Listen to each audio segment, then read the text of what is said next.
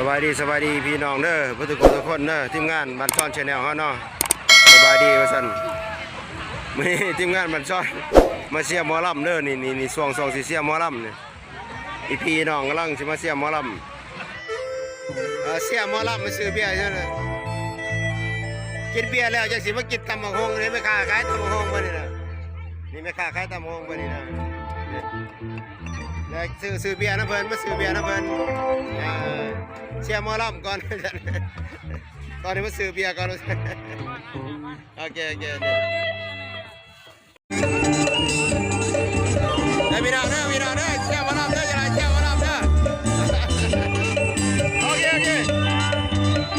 บรรยากาศเชียร์หมอลำเด้อพี่น้องเด้อ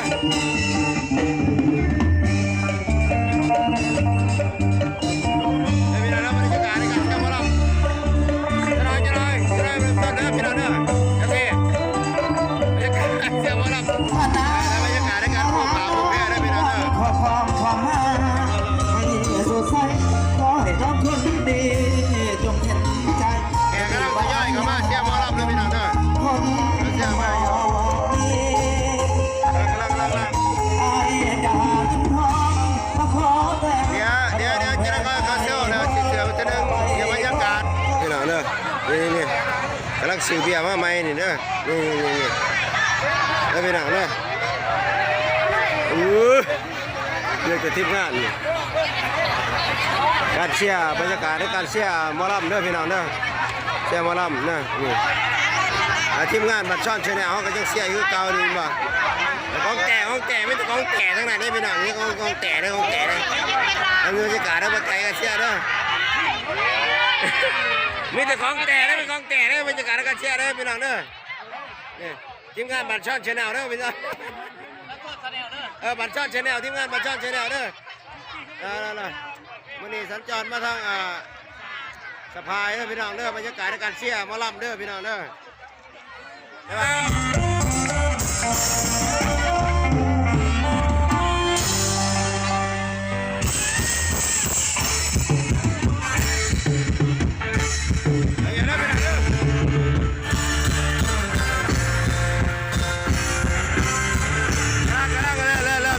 เสือได้ไปนำได้ตอนนี้เนาะ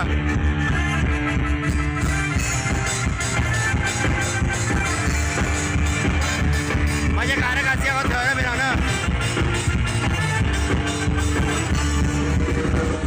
เล่นเลยครับบรรยากาศในการเชียร์ได้ไปนำเนาะ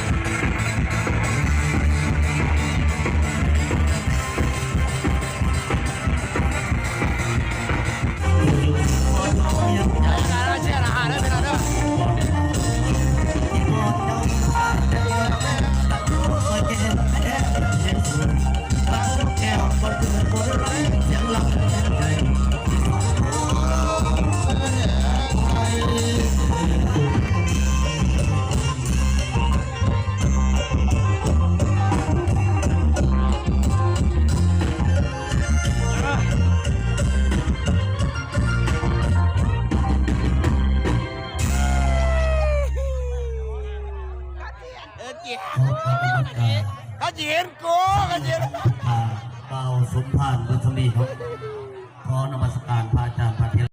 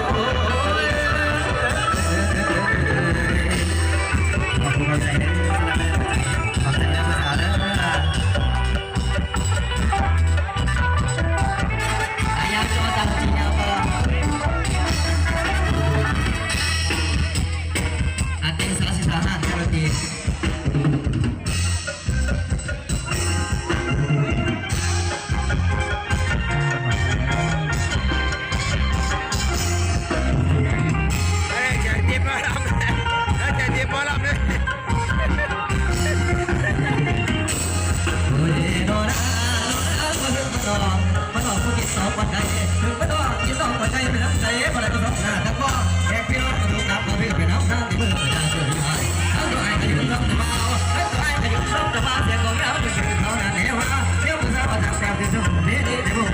สบายคนนั้นเลยดีกันเสียงก็เชียร์เมื่อวานยิ้มเอ็นหมดทางหมดที่ทุกอย่างใจไปก่อนเมื่อบุญลาไหลไว้ริมเขาตาเธอเสียงเรียกชุดลาถอนไปอยากเป็นอะไรดอยให้มันมองสาเลยนะเพื่อนจ้าที่ก็กลัวบาป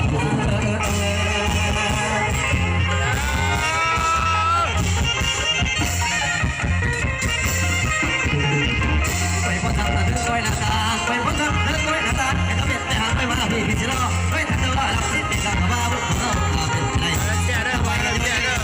คุณทำไมจะไม่ต้องยอมขอไว้พอได้เจ้าเรื่องเศร้าให้น่าผัวถ้าเธอบัวยังตัดไปขาดมันโดน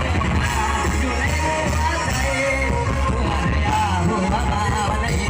จะยกตัวพี่ให้ พูดตาครับพูดตา มาดึงพัดใจก่อนไปเยี่ยม ครับพูดตาเลยครับพูดตาเอาเลย หาต้องขาดสวรรค์มาที่การงานก็ยังเดือนรอชีวิตมีแต่การรอคอยใจดวงน้อยตกชนะเสียงแค่ออกหน้าเวทีทำหาโจมตีก็อยากรอนเสียแรงคงไหลหัวใจผู้ขังแค้นแต่คนบอกแก่นต้องขอ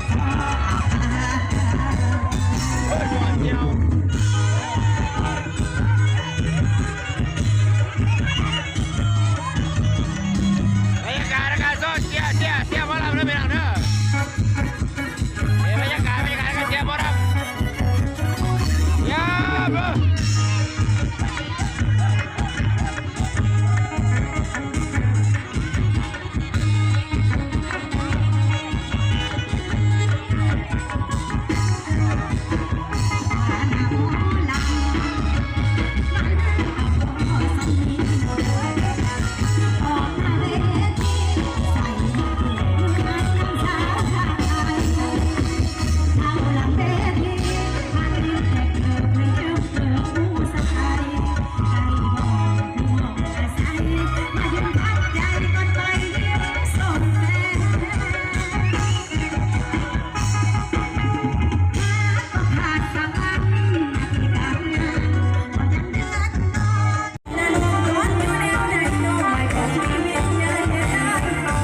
บรรยากาศนะครับเสียหมอลำเด้อพี่น้องเด้อ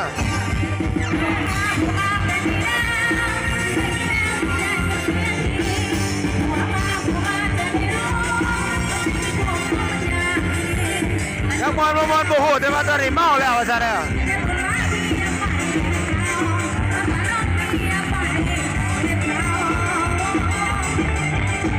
โอ้โหแต่ว่าตอนนี้เมาแล้ว